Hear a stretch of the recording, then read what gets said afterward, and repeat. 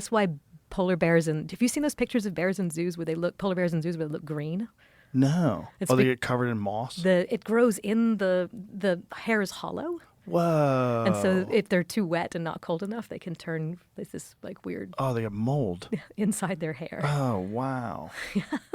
But it just makes sense that them being that color would have an evolutionary advantage for hunting because you're in something that's completely white. Yeah. And you don't see like a grizzly bear. You'd see like, oh, look at that dark blob that's moving towards us. We did some work in my academic lab where we discovered that polar bears and brown bears hybridize with each other. This is one of those funny stories about academia with a scarcity mindset there where we submit a grant proposal and we say, hey, we have this really cool observation that polar bears and brown bears hybridized during the last ice age when they overlap with each other, and it gets rejected because they're like, that's dumb, we know that doesn't happen. And then we found another hybrid polar bear from the previous interglacial, and then there's evidence that they're hybridizing today. Yeah, they find them today. Go out and do this.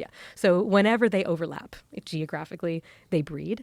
But what's interesting about this is that we always find the hybrids living like brown bears, even though it's probably that the mom is a polar bear.